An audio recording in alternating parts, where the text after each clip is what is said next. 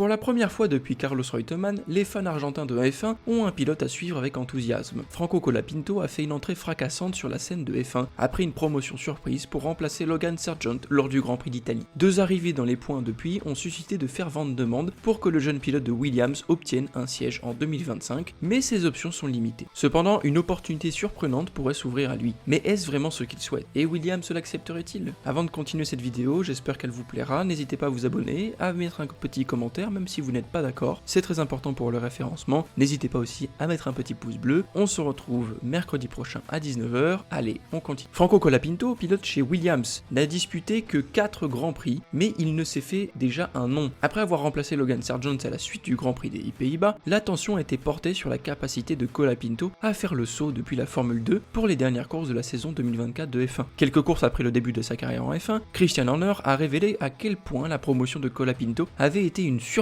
en déclarant que personne ne l'avait sur son radar. Avec 22 courses en F2 à son actif et une seule victoire et seulement un titre en F4 espagnol à son palmarès, il n'avait pas le CV évident d'un futur pilote de F1. Aujourd'hui, pour accéder à la F1, il est presque indispensable de remporter les championnats de F2 et F3, idéalement lors de sa première saison. Colapinto avait participé au test de post-saison 2023 où il n'avait été que le deuxième plus rapide et il n'avait eu qu'une seule séance FP1 en tant que rookie à Silverstone cette saison, sans vraiment impressionner. Cependant, dès Monza, il s'est approché à 1/10 de seconde de son coéquipier Alex Albon et a failli marquer des points malgré une élimination en Q1 ce week-end-là. Une arrivée dans le top 10 a suivi lors de la course suivante à Bakou. Et Colapinto a marqué des points lors du Grand Prix des États-Unis, tandis qu'Albon a eu des difficultés après un contact avec Esteban Ocon dans le premier virage. Les débuts de Colapinto en F1 ont été explosifs, et c'est ce qui s'est passé à Austin et qui a rendu ses performances encore plus impressionnantes. C'est la deuxième course consécutive où Colapinto a battu Albon après son abandon à Singapour. Et il a déjà surqualifié le pilote thaïlandais à 2 reprises, un exploit que Logan Sargent n'avait réalisé que lors des courses sprint. Cependant, ce qui a le plus impressionné, c'est le choix stratégique de Colapinto lors de la course aux États-Unis.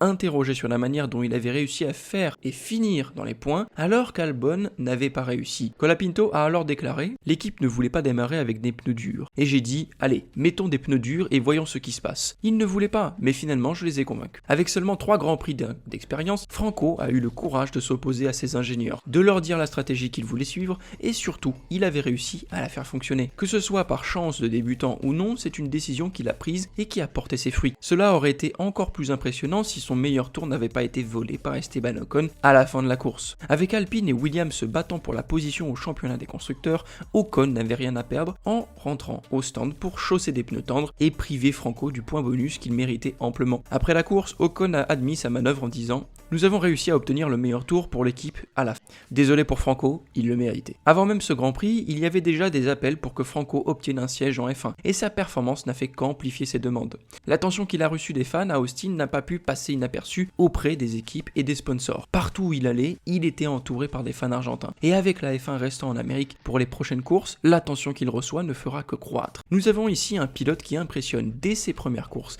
démontrant une grande intelligence de course et devenant rapidement une attraction pour les fans et donc les sponsors. Il est le parfait jeune pilote, malgré un palmarès peu impressionnant. Mais quelqu'un lui offrira-t-il un volant pour 2025? Pour l'instant, Sauber est la seule équipe à avoir un siège vacant pour 2025, avec un mystère total sur qui pourrait être le coéquipier de Nico Hülkenberg. Toutefois, cela ne signifie pas que c'est la seule option pour Franco. Son directeur d'équipe, James Wolfe, est catégorique. Colapinto a mérité sa place en F1 pour la prochaine saison, même si cela signifie qu'il pourrait marquer des points contre son employeur actuel. Red Bull semble avoir une équipe complète pour 2025, mais la place de Sergio Pérez est loin d'être assurée. Liam Lawson a signé un contrat pour AlphaTauri en 2024, ce qui laisse supposer que Red Bull envisage peut-être de remplacer Pérez pour la saison prochaine. Cela laisserait une place libre chez AlphaTauri et Colapinto semble être le favori pour la prendre. Interrogé sur la possibilité que Colapinto soit sur la grille l'année prochaine, James Wolfe a répondu « Ce n'est certainement pas exclu. Cela dépend plus de 2 ou 3 autres équipes. Mais de mon point de vue, il a clairement mérité sa place sur la grille après quelques courses. Un autre signe qui renforce l'idée que Franco pourrait rejoindre l'équipe junior de Red Bull en 2025 est un tweet de Veritas F1, une source fiable d'informations en langue espagnole, qui a affirmé qu'il y avait une chance pour Colapinto de rester en F1 l'année prochaine, mais que certaines conditions devaient être réunies.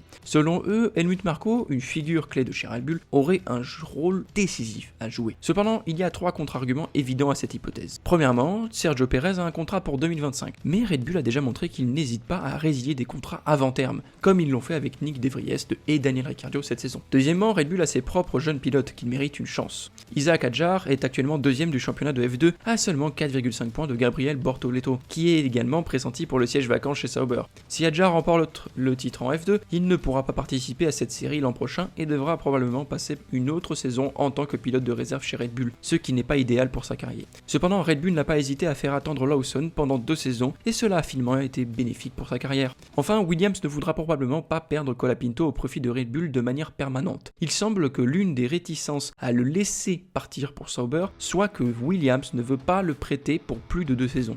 Avec Albon sous contrat jusqu'en 2027 et d'autres pilotes sur des contrats pluriannuels, Williams ne pourra pas offrir de place pour Colapinto avant quelques saisons. Red Bull et même Sauber ne voudront probablement pas investir du temps et des ressources sur un pilote qu'ils devront rendre à Williams au bout de 2 ans. Pourtant, dépenser de l'argent pour développer un pilote qui l'on sait qui partira peut-être bientôt en fait. La réponse pourrait être plus simple, l'argent. Franco Colapinto pourrait rapporter plus en sponsor qu'il ne coûterait à l'équipe. Sergio Pérez apporte une grande valeur commerciale grâce à son lien avec le marché américain en tant que pilote mexicain. Colapinto a le même avantage avec l'Argentine. Il est soutenu par Globant, une entreprise de services numériques fondée en Argentine qui est aussi partenaire de Williams et de la F1. Avec un pilote talentueux et un sponsor puissant, Stefano Domenicali, le PDG de la F1, a même suggéré que Colapinto pourrait contribuer à ramener la F1 en Argentine qui n'a plus accueilli de Grand Prix depuis 28 ans. Alors qu'en pensez-vous? Red Bull serait-elle intéressé par Colapinto ou devrait-il plutôt aller chez Sauber?